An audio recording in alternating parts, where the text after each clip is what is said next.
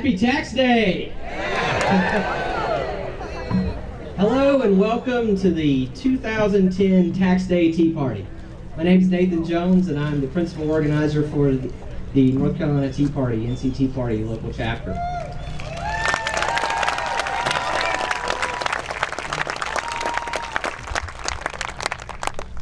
April 15th is known as Tax Day because for decades it's been the date on the calendar when the federal and most state taxes are due.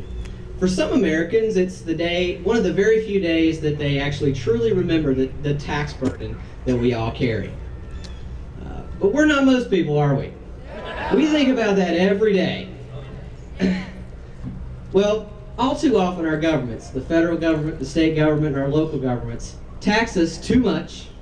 They spend our money frivolously and have little more than a broken economy to show for all their efforts. But we're going to put an end to that, aren't we?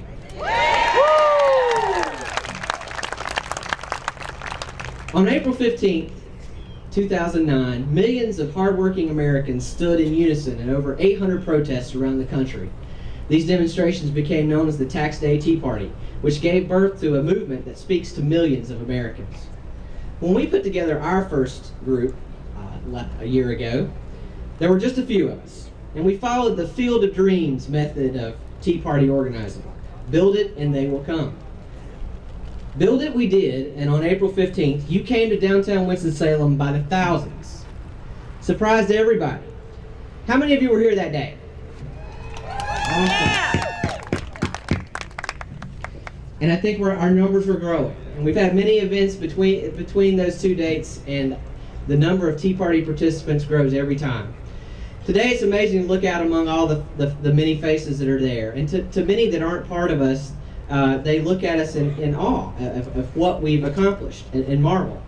But really they shouldn't be all that marveled. I mean, think about what we're all about. It's rather a lot of common sense. But we have accomplished a lot in the last year, and for that we really have to be proud.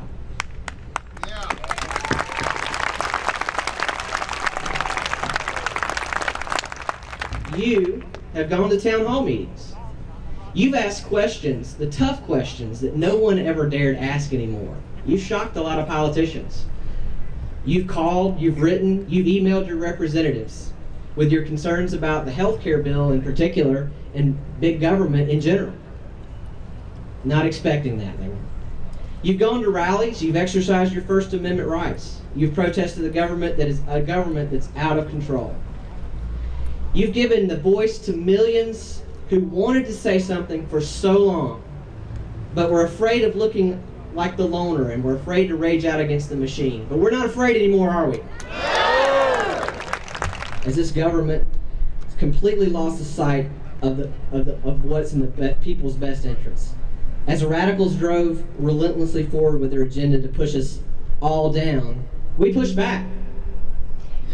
As they tried to cover their agenda with backroom deals, you exposed them. As they bought votes with your money, no less, and coerced others through intimidation, you called them out on it. When they threatened to usurp the law and pass the health care bill without passing it, you quoted the Constitution. How many lawmakers in Washington do you think have actually read this document? I hope a lot of them have in the last 6 months. Not enough of them. Not enough, that's right.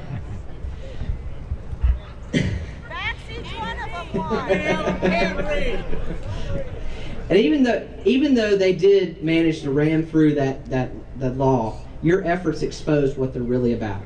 And for the first time in generations, Americans understood that we cannot continue to go down this road. A road whose final destination ends in the collapse of the country that we all love so much. Because of you, America is ready to listen and even go to embrace the core principles that we've lost so long ago. The principles, they're not that complicated.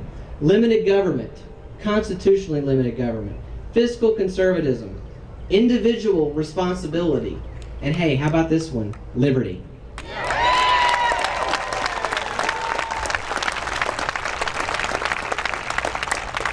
Yes, my friends, it's been quite a year. But again, people looking in shouldn't be marveled at us. For even though we've had a good year, our origins go back much farther than a year ago today. Even though the man himself says otherwise, our origins date back far before President Barack Obama. Our origins predate Nancy Pelosi and Bev Perdue, or for that matter, any particular politician. The truth is, the origin of this movement has a different date for each one of us. It may have been the day when you got a raise at work and realized that all of your hard work, for all of your hard work and your increased earnings, you were being punished with a higher tax bill. It may have been the day that your property was annexed so that a city might build a ballpark on the other side of town.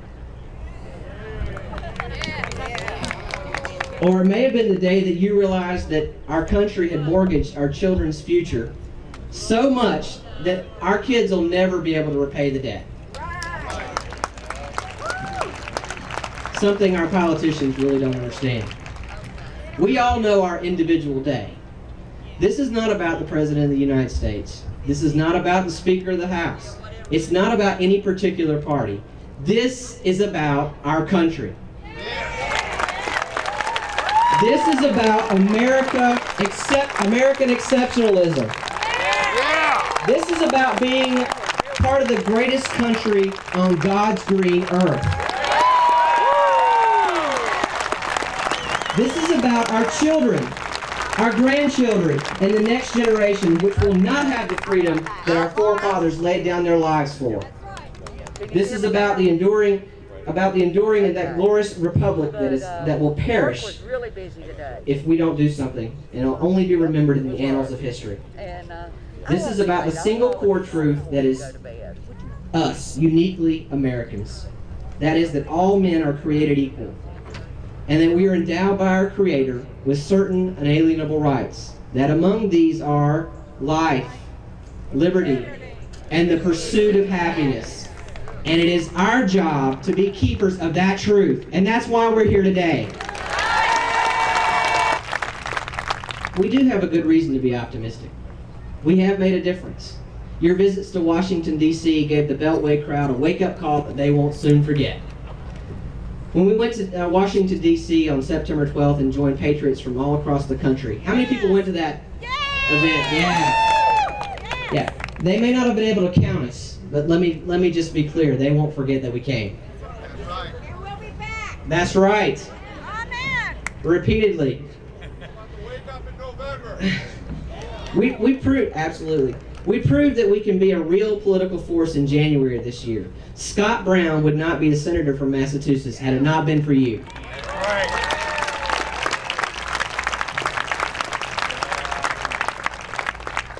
How do we know we're successful? Because they stopped ignoring us. That's how we know we're successful. Mahatma Gandhi once said, first they ignore you. Sound familiar? Then they ridicule you. Then they fight you. But here's the best part. Then you win. And we're on track to win, let me tell you. The baseless attacks that have become more common in the recent weeks will become more frequent as our success grows. And this is the best time to address this. A lot of people have been concerned that there is this movement to infiltrate the Tea Party and try to make us look like things that we're not. So I just want to invite anyone who's here today to infiltrate the Tea Party. If you come on down. We've got people down here. We'll be glad to take your picture. If you've got some offensive signs that you've made up that you'd like to show off, we'll be glad to show those. We'll take your picture. We might even be able to get you in the paper. And you can get that out of your system. You can go home, and you'll be back in time to watch Keith Oldham. Okay?